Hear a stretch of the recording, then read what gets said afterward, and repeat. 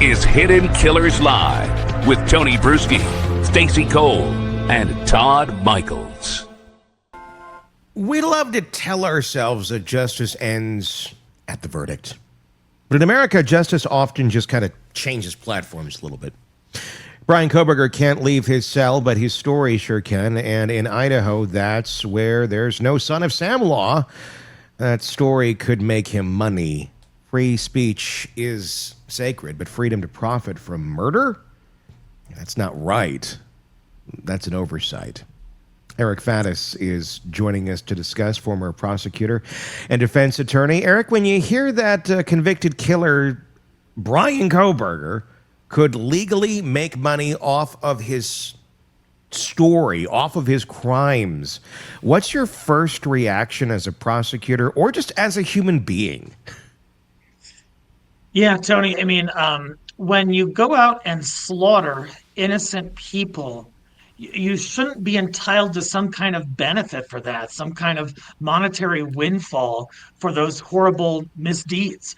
And so that's my initial impression. I think that's how a lot of society sees it.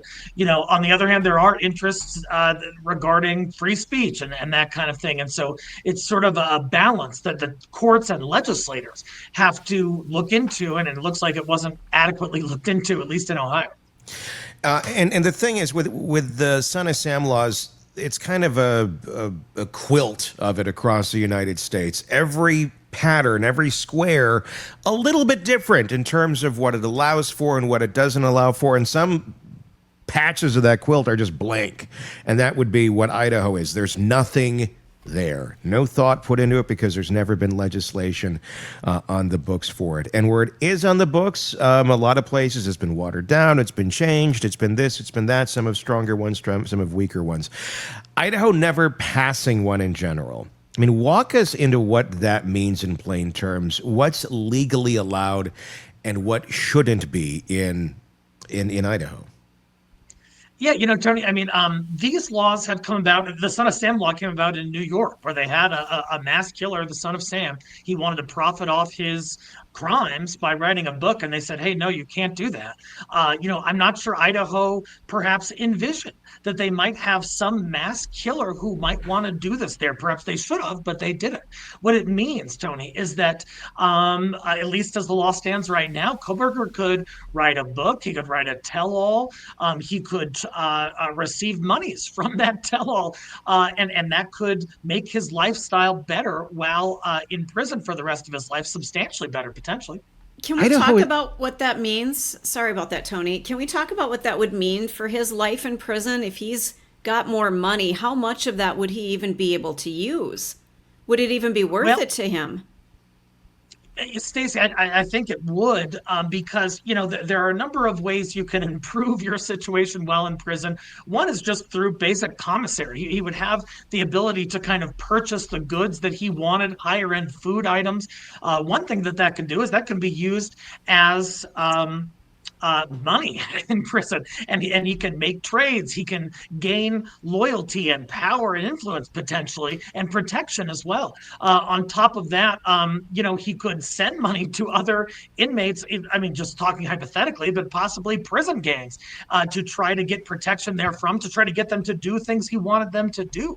And so there is really a cascading effect of such an inmate receiving substantial funds, even though they are locked up. So there's no limit on how much he can use per month, that kind of thing. There may be institutional limits at different facilities, but that being said, if you're sitting on, tens or hundreds of thousands of dollars or more, and you're going to be in there for the next 40 True. plus years, that has a cumulative effect over time. It's almost, I guess the way I would try to think about it would be almost like a video game. You're playing in the world of that prison, and there's certain limits as to what you can put into your container of goods of what you can add to it. And if you got enough points or whatever in the game, you can max that out. You can get everything you need, everything that you could possibly within the confines of the limit.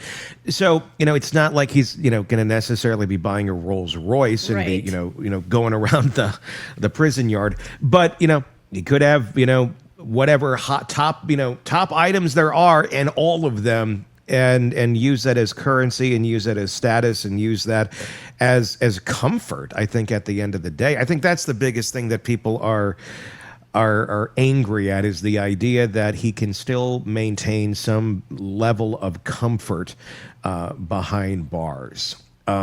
Let's speak to that a little bit, because there are limits, like you said, in prison cells of what you can and can't have. I mean, what's been your experience when you've had clients, or you've dealt with folks that have been behind bars? What has shocked you the most, in your line of work, where what you see going on behind those bars in terms of creature comforts that maybe the outside world is not super aware of? Within those prison walls, within jail walls, and any sort of correctional institution, you'd be surprised how valuable like a honey bun is, or how these folks. There's a scarcity of sort of delightful food items, and you'd be surprised how far it can go and how much you can gain from having possession of these things, trading them for favors, for protection, for other comforts, and then you got to look to the outside the walls of that correctional facility. There are transactions that are made all the time. There are agreements that are brokered within the facility, such that a person who has funds might send some of those funds, or direct them to be sent to an inmate's family outside, or an inmate's friends or gang members potentially, to pay their bonds, to pay for legal fees. There are all sorts of transactions that happen outside the prison walls as well, that are contemplated by a prisoner who acquires substantial monies. How is it that we have a state like this? Because it's not like Idaho is short on crime. I mean, Idaho has its fair share of crazy folks. I mean, people kind of go to that part of the country when they're not in the best of mindsets. Like, I'm going to go off here, be by myself, and then, well, shit ends up hitting the fan for many of them.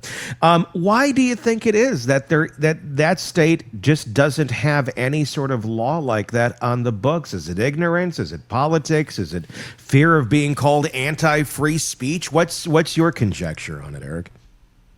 It's a bit puzzling, Tony, because we've had this issue arise decades and decades and decades ago. It came about with the Son of Sam issue, and that was in the 70s. It's 2025 right now. You would expect that a legislature would say, hey, a criminal should not profit from the crimes that they did and get a ton of money from it.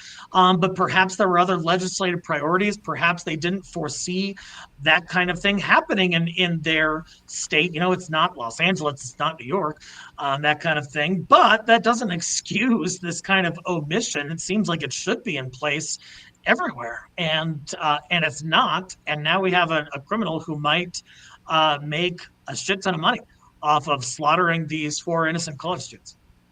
Well, it's a weird thing, because the argument, well, it's hampering free speech.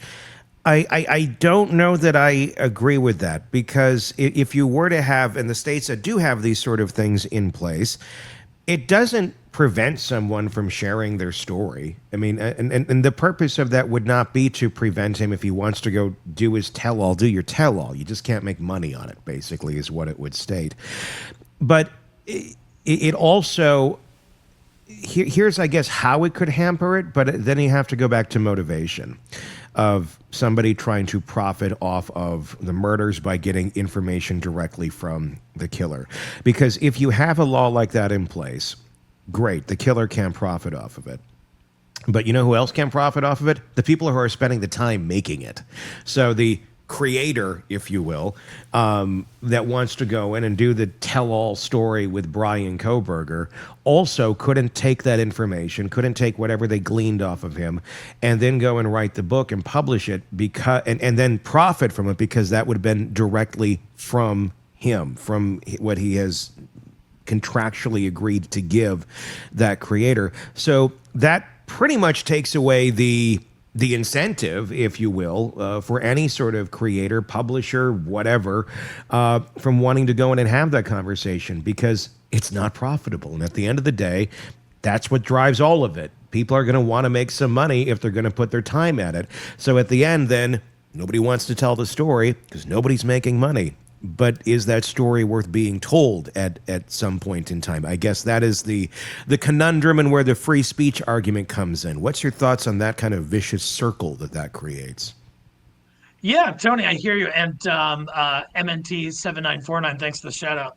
Glad you're here. So when it comes to free speech stuff, I'm aligned with you that, hey, these people should be able to express themselves in terms of making statements about this matter of public concern, this crime that they committed. But that's where the line should be drawn is the making money piece.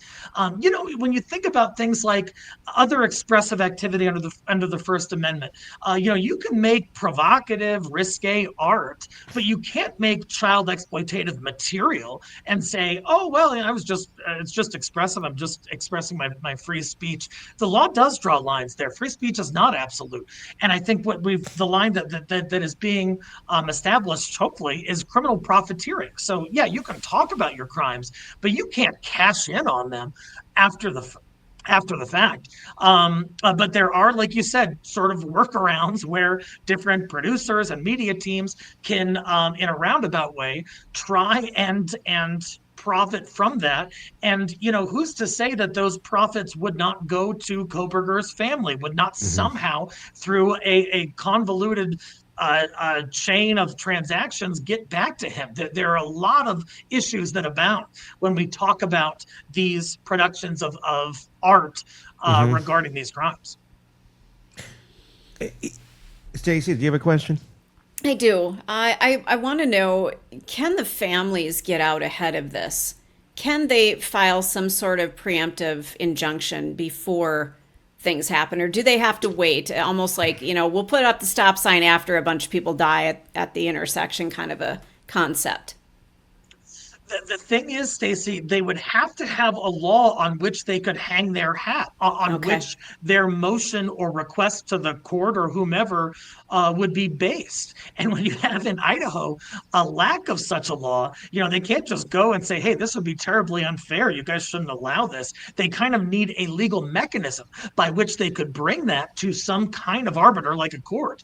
And no such legal mechanism appears to exist in Idaho. So the family do have other roundabout civil remedies that they could try to sort of obstruct Kohberger's ability to get money from this. But in terms of a direct legal path to say, hey, stop this guy, I don't think they got it. Damn it. I mean, how has this worked in other states when they are realizing, oh shit, this guy could start making some money on this? Obviously, if there is legislation in place, it's there. But is this something where they can get out ahead of it in other ways in terms of getting something in place? And if they were to say get some sort of legislation in place that says you can't profit from this, would it be applicable to only cases going forward after that, or would it be applicable retroactively towards Kohberger? So that would depend in part on the nature of the legislation, the provisions therein. Legislators can put in provisions for retroactive application, and there are sometimes some legal challenges to such a provision.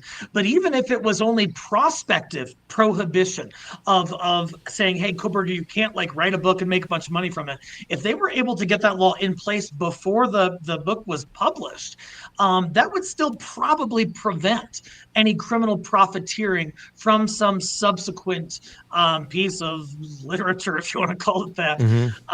So it is possible, if the legislator acted quickly, that they could try to improve this issue, but they haven't. Is there an argument here where it would discourage not want to say exploiting the case, but studying the case? Because it all comes down to how the case is being looked at. For example, Catherine Ramsland's book about BTK. That was a very clinical look at Dennis Rader. Rader is, I don't know the monetary logistics of it all, but I don't believe he profited from it from any way, shape, or form. I'm going out on a limb and guessing she did, because she's a clinical psychologist, a forensic psychologist, and I'm not saying that's wrong that she did. She's doing this from a very clinical type place. She's not coming to it from a a creator, a podcaster, a whatever, a News Nation, whatever it may be.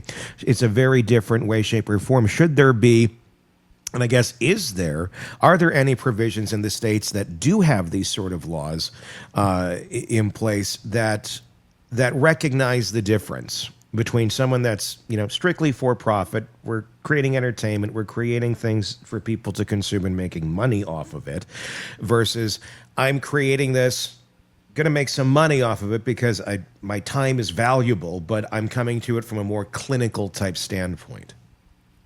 And that's exactly where the tension lies, Tony, because on the flip side of this issue, we want public access to information. The entire world, including the victims' families, we're dying to know sort of Kohberger's motivation behind this, the way he went about it, the details of it, whether he had anyone helping him. That's important to know, just from a epistemological standpoint, but also from a preventative standpoint. Hey, how can we stop this in the future? What red flags can we jump on? That were elucidated during this during a piece that explores how this came about and who this criminal was.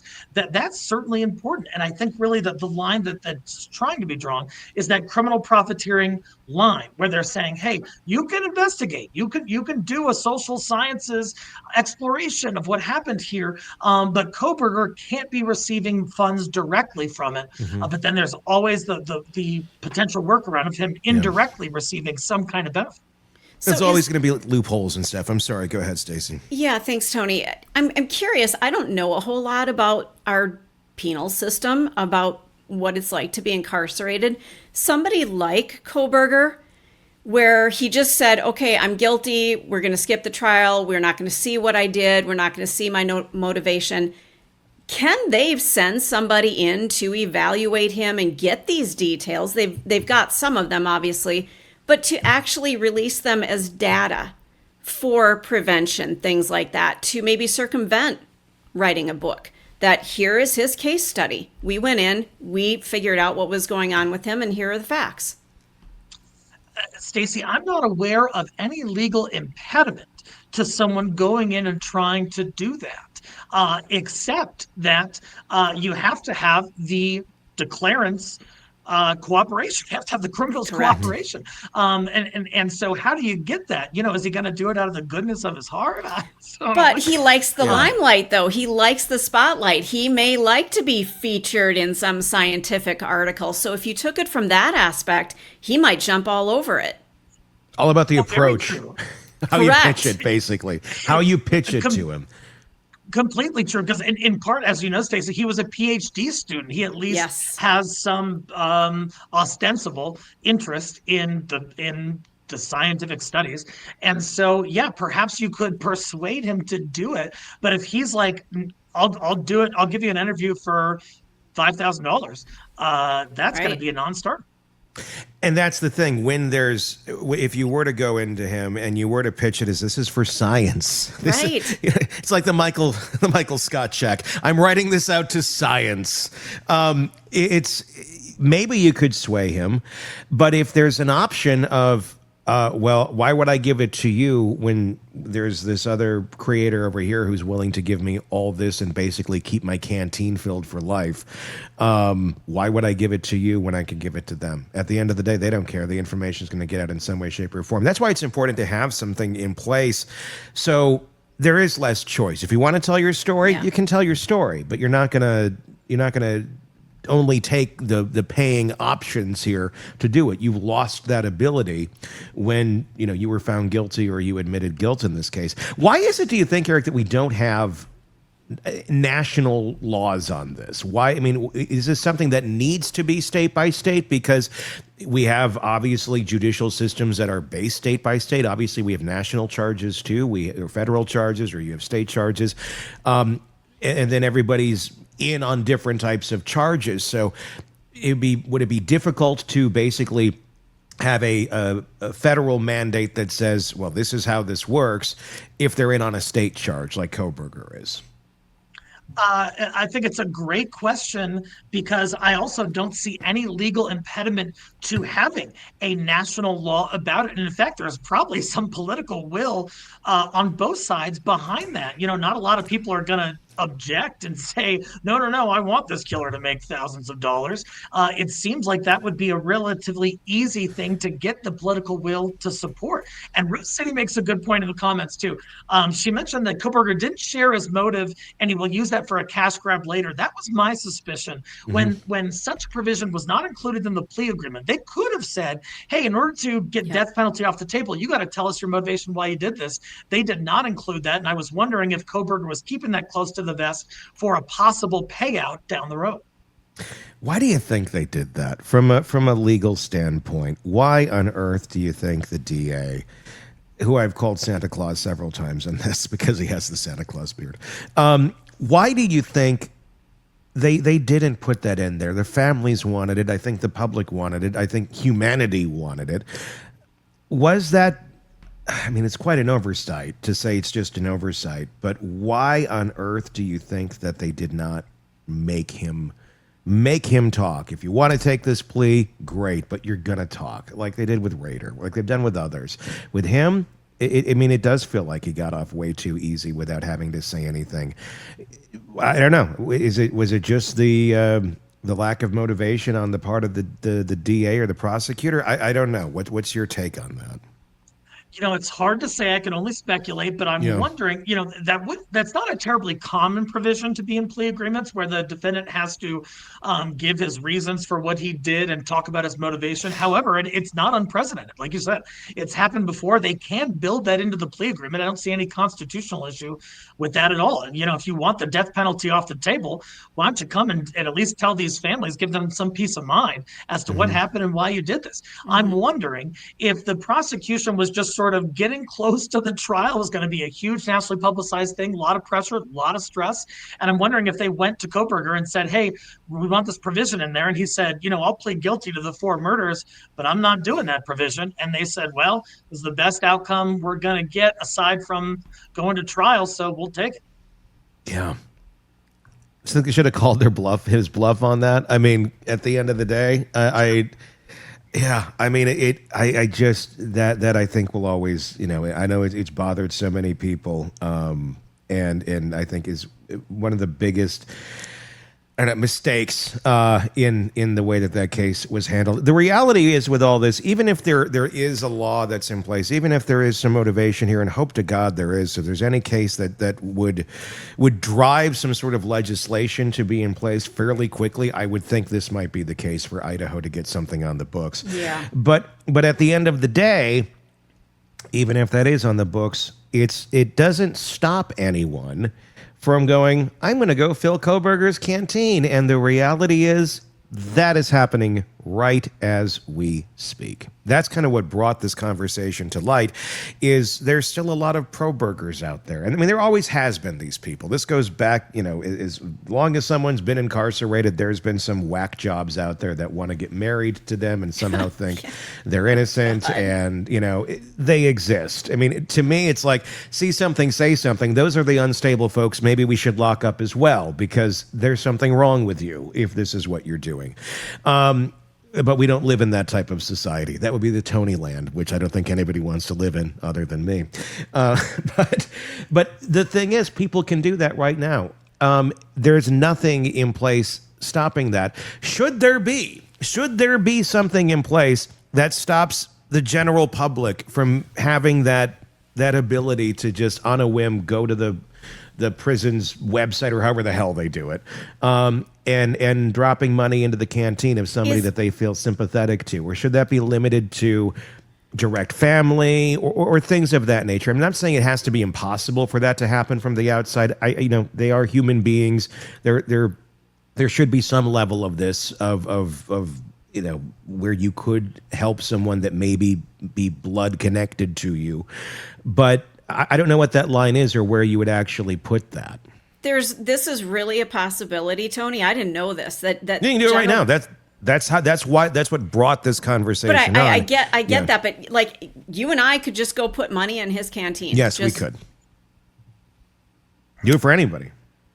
You could propose marriage to him right now, Stacey. That will never happen. I'm not saying you would, but I'm saying you could. Are you sure? Todd, you shut your hole. Your word hole needs to be quiet. How much have you put in Luigi's canteen so far? The guy works out. He's stacked. Okay, That's back it up. Hit the button. Yes. Okay. But I had no idea that the general. Thank you, Todd. Yep. The general public for any inmate could do that. I knew that people were giving money to Kohberger, but I thought maybe that was just people who were in his family, that kind of thing. I didn't realize that it was general public that could go and say, you know what, I've got an extra $40 this month. And unfortunately, that's what's happening right now with Bryan Kohberger. And that's just sickening. How is that even possible? Again, like you said, Tony, these people are human. They do deserve basic things. But where are we drawing the line here, folks? It's like the more infamous you are, the more you're going to get. Yeah. Yeah, it's definitely something that can be done right now. Luigi Mangione is getting a ton of love while incarcerated pending his charges, and it'd be really a sticky situation to try and have a law that says, hey, Joe Smith, who lives in Idaho, you can do pretty much whatever you want with your money, but you can't give it to this guy. And Joe Smith might say, hey, what the heck? I see this differently. I think that the guy is innocent or whatever they might think. And people are entitled to have, positions that are wrong and to take action on those positions. So I think the workability and the enforcement of such a law would be problematic. However, I think you could probably prohibit funding any sort of criminal profiteering, but then how do you distinguish, hey, no, I was just giving him money for the honey buns and not this, to set up this future media piece he wants to do? That would be tough as well. Well, I mean, and maybe that the policing of it is what it is. It is limited. There is only so much you can spend on your canteen on a weekly basis or day or whatever it is. Most prison systems do have that where it's X amount. You can't buy out the fucking canteen. Right. You can't have $100,000 sitting there and then become the canteen. Yeah. Because if you had that, then that you could do that. If you have endless funds, I'm going to buy everything, and then you can jack up the price and then resell it from your cell, or get shanked and have somebody steal it all from you.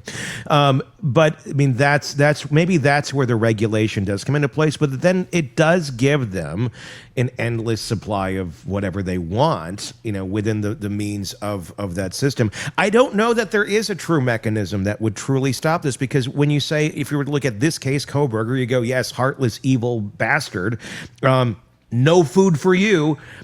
But that's my opinion. That's pretty much, I think healthy society as a whole's opinion. But how do you regulate it? How do you say, well, this guy is like this, but this guy who's also in here is like this? But if there's empathy over here for this person, maybe a lesser crime, how do you distinguish the two? You really can't, and say, well, because this person gets this, then you can't get this. It creates far more issues than it actually solves, I think, at the end of the day. And then we get lost in the minutia and the chaos. And maybe that's the answer. Maybe that's why Idaho hasn't done anything, because they're like, it's just more chaos. We're just going to limit you to $40 a week, and that's it. I don't know. If I may, there's one way that could help prevent Kohberger from criminally profiteering from this, and it's sort of referenced in a comment from Shanna Edwards. So sorry for the loss of your niece, where she says the defendant was ordered to pay what he owed from his own funds in his commissary, and that is what could happen here if the families sue Kohberger for wrongful death and prevail. Then they would have a judgment against him. And then any funds going to him could be subject to garnishment or complete depletion based on this outstanding amount that he owes. So even though you can't do it in a direct or it'd be hard to do it in a direct legislative way, you can do it in this roundabout civil revenue way. And I imagine the victims' families are thinking of doing just that. Well, I mean, And that's how it works right now with the judgments, and that's why Kohberger is making that argument in court of, well, these families are made whole by GoFundMe, so I shouldn't have to pay anything in judgment. Right. Like, no, you should, because the way it's currently structured is 20% of whatever is in that account that you have is going directly back to the families to pay that restitution. Lori Vallow Daybell trying to make the same argument, going, I'm in prison, I don't have any money. Well, guess what? Any money that does go into that account, 20% has to go back. And that's just how it's structured. One could argue, well, maybe it should be 100%, maybe it should be 80%, maybe it should be whatever. I feel like it should be a hell of a lot higher than 20%. But essentially, it's like wage garnishment at that point. And that's really what it is. But when you're behind bars for something like this, naturally we want to see the person burn. And we want to have very, very little leeway, very little room for comforts. But again, that is how our system works. And that is why they are arguing, why am I paying these why should I have to pay? You're getting paid this or that. Because it's on you. Because someone paying your fees doesn't wipe your responsibility off for it. But with that being said, again, there is this something that because every state, every system is so different, do we really need some sort of just national guideline, some sort of national law that says, here's how it works in this country? Would that fix a lot of these state-to-state issues? I think totally. And when we're talking about, what laws ought to be federal, what laws ought to be state by state, if it's a matter of a local concern, for example, when it comes to certain agricultural practices or certain mining practices, natural resource practices, that kind of thing. That's kind of a state-to-state thing. So, some localities might say, hey, this industry helps our state and we want this kind of mining, whereas a second locale might say, hey, we don't want that. And that's a state-by-state issue. But here, there's no such matter of local concern that would dictate that such a prohibition should be state-by-state. It seems like criminal profiteering is wrong, any which way you look at it, no matter what state you're in, which would militate in favor of some sort of federal legislation. Damn it. So it's a messy one. Because it's easy to go down the road of emotion on this, but then you got to look at the bigger picture. How would this, you legislate? You can't just legislate for one inmate, and Right. that's the reality of it. So is it good for the greater good, or is this just legislating out of vindictiveness towards one person? Because that's never going to be an effective route of doing anything. I also wonder, I just want to throw this in. I Yeah. also wonder how much Kohberger, whether there's money involved or not, would just want to do this to get back at the families and feel some sort of control over the way this thing all laid out. That's a great you point. I think that's what it's all about at the end. It's all about Yeah. control. That's the one thing that feeds him, and this is the one little place he still has ability to have some control in, unless there is some action taken. So if anybody is angry about this right now and you are in Idaho, you got to call your legislators. Yeah. You got to let them know you want something to change, because they're not going to listen to people from outside of Idaho, number one. If you're in Idaho and you think this is crazy, then do something about it. Do something about it. Be on offense. Let's not be reactionary on this. Let's try and do something about it. You're not going to solve everything. A roadblock is a roadblock. A speed bump is a speed bump. It's better than nothing. And it feels like there should be something there, because right now it's pretty much free game for Bryan Kohberger if he wants to make some money on this, which is pretty sick. But it is reality, and it's good with dealing with reality on reality's terms. Let's talk about another case. A 6-year-old brought a gun to class. 4 different adults sounded alarms. The assistant principal told them the kid's pockets were too small, couldn't possibly have a gun. Hours later, teacher Abby Zwerner was bleeding in the hallway floor. After 4 teachers said, I think this kid has a gun. The bullet came from a child's hand, 6-year-old. And the failure from the adults who did not listen. Eric Faddis, defense attorney, former prosecutor, with us to break this insanity down. Let's start with what made this case different. The shooter was a first grader. In your experience, how does a victim's attorney even build a negligence case when the perpetrator is too young to form criminal intent and the real blame actually sits on adults? Yeah, that's the thing and many states have age floors, such that if the wrongdoer, the tortfeasor or whatever, is under a certain age, you can't sue that person. And I've never heard of any state allowing suit against a 6-year-old. So you have to look at who else was responsible, what other parties might be culpable for this kind of an event. And so they looked towards the school administrator. My understanding is they actually tried to loop in the school board, who was ultimately, I think, dismissed from the civil case. So they're trying to get creative, and this is yet another bizarre wrinkle to the school shooting, pandemic that we have in our country, and yet another problem that we have to try to solve as part of this larger problem. This seems like a simple one. Don't be a dumbass. I mean, if somebody is telling you there is a child, they have a gun. We think they have a gun. Maybe they have a gun. We're not quite sure. There's something questionable that child has. But the school didn't act. And I also question this. And I'm not blaming the teachers who did what they were supposed to do. They had to go to the vice principal and say, okay, we think this. What on earth is going on in our country where if you're the teacher and you think the child has a gun, that you can't be the first one to go check out that bag? That somehow that child's rights supersede you going and saying, let me see your bag.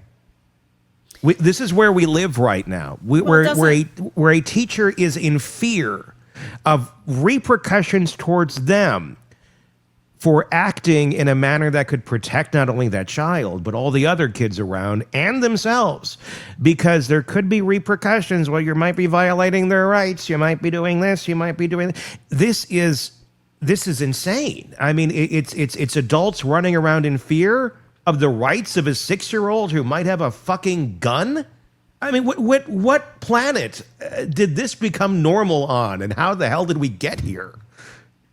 There is sometimes a departure between constitutional jurisprudence and common sense, because what we have here is, I think perhaps the concern by the teacher was that the child does have a Fourth Amendment right. It is less of a Fourth Amendment right against unreasonable searches and seizures than they would have outside of the school. They have less rights, but still some rights. And the school, if it's a public school, then they're state actors. And so they're kind of thinking to themselves, perhaps, hey, I don't want to violate this kid's Fourth Amendment rights and then be stuck with a lawsuit. But gosh, you got to weigh the potential evils here. And the other evil is that somebody gets shot in a school, which is happening with alarming frequency increasingly.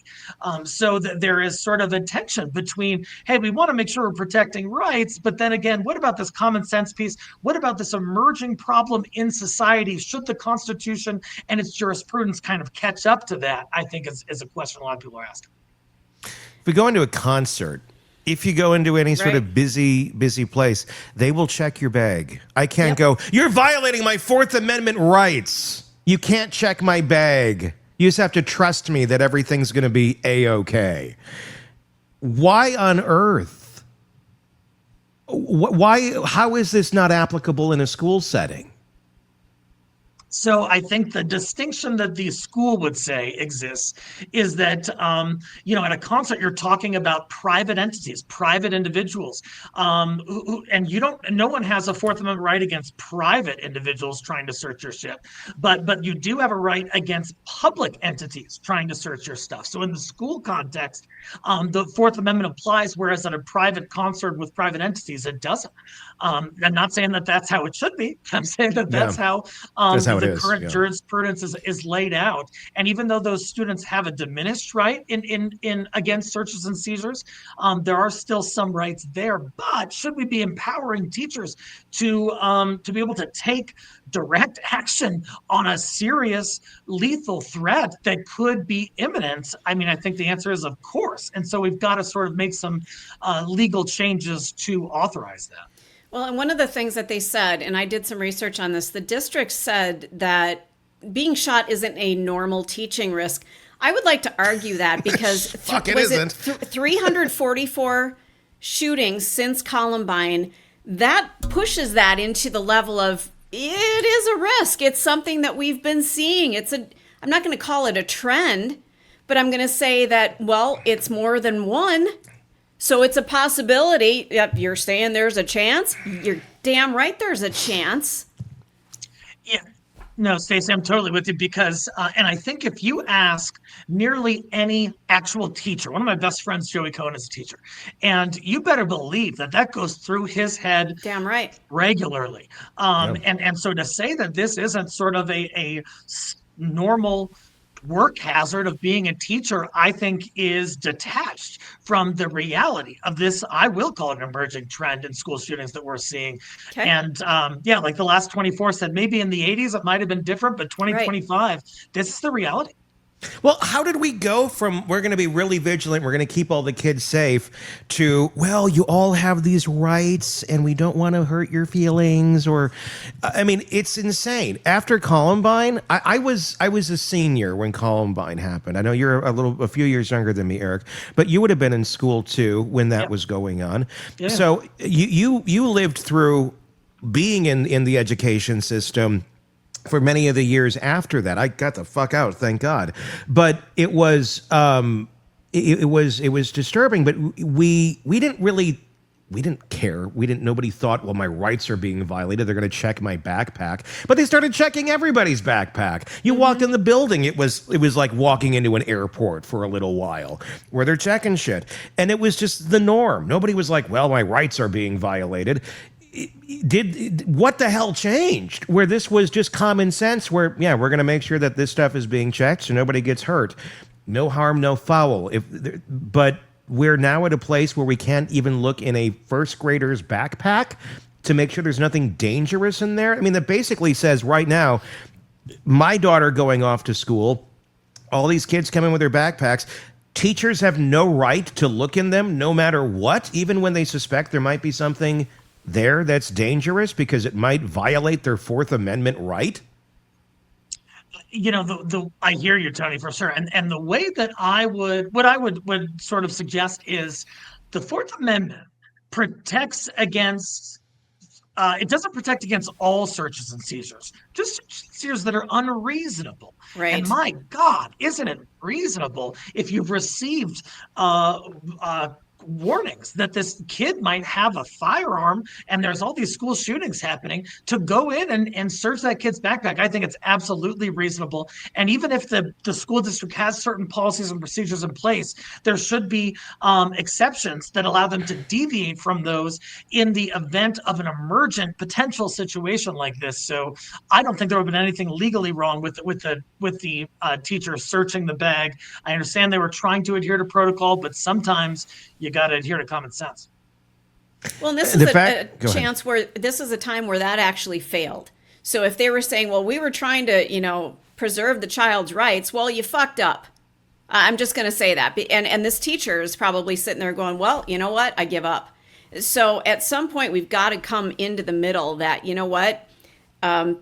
Tommy, we think has a gun. We're going to pull him out, take him to the counselor's office, not make a scene, not embarrass him, but we're going to check out this perceived threat and see what's going on. We need to get back to this point where we're protecting other people. I'm sorry, I'm just on a rant. I'm getting mad. I'm getting really pissed. Then we sit and we wonder, well, why is it hard to get teachers? Why do we have bad teachers? We're not protecting them. And there's plenty of wonderful teachers, but when you create an environment for healthy, intelligent adults that is going to be insanely risky, that is not going to work with them to help educate the children, it's going to work against them at every turn they take, you're going to end up with bottom of the barrel folks applying to be teachers. And the good ones Tony, you're going to be safer working at a Starbucks drive-through taking latte orders than teaching our next generation of kids. And making more money. Yeah. Correct. And that's the sad reality of our education system. Again, something we do nothing to fix in this country, a glaring red problem. And we're just like, well, oh, those teachers. Like, no, that administration, because 99% of these problems start with the administration operating out of fear of being sued.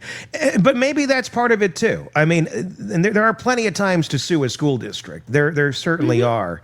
But but we also then get to the point where we're just solely operating on fear of lawsuits and not fear of children being killed. Right. And we're just not going to take the appropriate actions and hope that everything turns out good at the end of the day. And that seems to be how this went in this case. Yeah, totally. And to Gen Z 367's comment, being a teacher is so difficult at this point. They are constantly being scrutinized and ridiculed and condemned. And there are these parameters set on how they can even instruct their given discipline. And on top of that, think about is to teach anybody anything. I'm trying to teach my brother how to change something on my car, and he's an adult with a master's degree. That's hard as heck. Think about teaching a bunch of teenagers, ancient history or something. And so they have a hard enough job as it is, and now they have to deal with a lethal threat to their lives and perhaps being handcuffed in their ability to respond to it. Yeah. Big problem. They are, and that's the insanity of it. It is such a broken system, and that's why it's getting harder and harder to find good teachers out there. And the good ones a lot of them have left. There's still several standing, but there's very few. I'm in my early 40s, and I can tell you, of all the people I knew from high school that went in, just like this woman did here, who went in and got shot. You go in rosy eyes, wanting to do the right thing. Thank God we have people who are willing to be teachers and put up with children and have the patience to put up with these children, and the horrible parents that are out there of these children and deal with those repercussions and still try to provide guidance. Thank God they exist. But at some point, there is a breaking point for every one of them. And I can say I'd probably 80 to 90% of the people I grew up with, again, I'm only in my early 40s, have left teaching because of shit like this, because the administrations are not using any sort of common sense, because it is so set up basically to operate out of fear and to not truly educate the kid and to make sure that they get certain scores in certain places so they get their funding. And I get it, you need your funding, but I mean there's so many things messed up.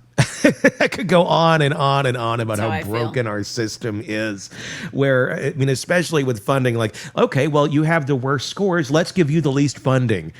Maybe that should be a sign they need more funding because they need help, not less help. But that's how our system works. The schools that have the best scores, that end up having the best teachers because they have the best pay, end up getting tons of resources and tons of money. And the schools that are struggling, it's like, oh, you're down, let's keep kicking you. That's how the United States education system works. That's why we're in the problem we're in today. That's why we have the young adults that we have today.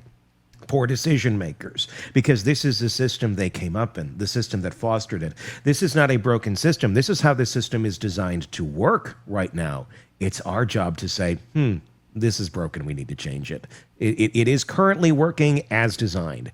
And that, I think, is something nobody wants to accept, because it takes some courage, it takes work, it takes effort, it takes energy to change something as difficult as this whole thing is. Yeah, most definitely. And I think, funding is a huge issue. I think sometimes even political overreach in education on both sides can be a problem. I think some of those ideologies can sort of try to be infused into curriculums and into resources that students have and may no longer have.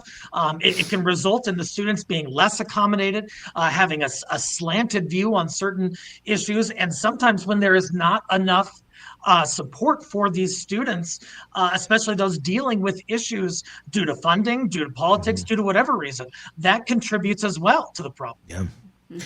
Yeah, I mean, it's an endless cycle, and it's like, okay, well, we fix this, but we got to fix. I mean, look at our conversation. It's like, yeah, well, if we did this, you still got this over here, and this, and then it just becomes, and at the end of the day, what do you do? And then, and we're paying our teachers unbelievably low wages. I mean, shockingly low wages. I've seen some of the entry level salaries just appalling. around here. We're talking like 19,000 on some positions. Again, Starbucks working the drive-through. Less I'm not than. dissing Starbucks drive-through. That's I'm like not. you make more panhandling outside of Starbucks, probably. Yeah. Honest Yeah. to God. And then we want you to, we want to entrust you with the well-being of our young people. And it's not to say that somebody, very well-intentioned, that money, I'll live in poverty because I believe in what I'm doing. Yeah, they will for so long. Mm-hmm. But then even, you've been there a long time and you get up around the scale and you're still not high. You're still Right. not in They're bringing many in districts. new people that are taking over the senior people's salary. Yeah. It's just, it's so it's broken. repulsive.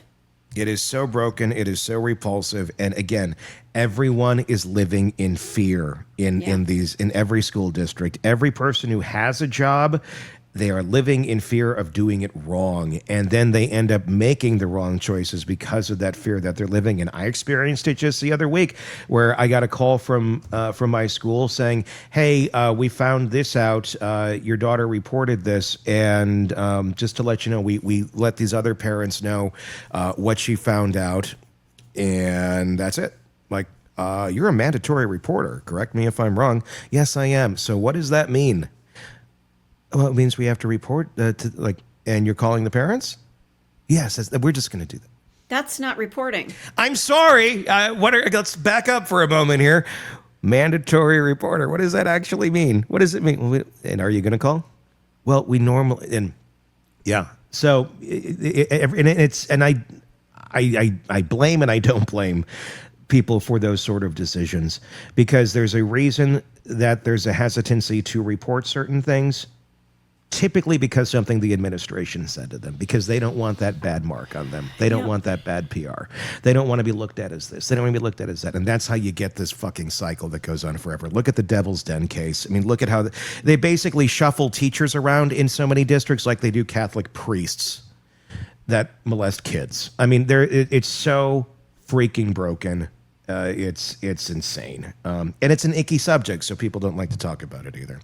But we did, and I'm glad we saved the world today. And, I was going to say, did we fix anything? No, but hopefully we opened up some people's eyes that didn't hope realize so. just how broken this shit show is. Eric Faddis, as always, thank you for coming on. Defense attorney, former prosecutor, Varner Faddis Law in Denver. Thank you so much for coming on, as always, Eric. Great to be with you. All right. Until next time, for Eric, Stacy, and Todd, I'm Tony Brueski. We'll talk again real soon. Want more on this case and others? Then press subscribe now and don't miss a moment of true crime coverage from Tony Brueski and the Hidden Killers podcast.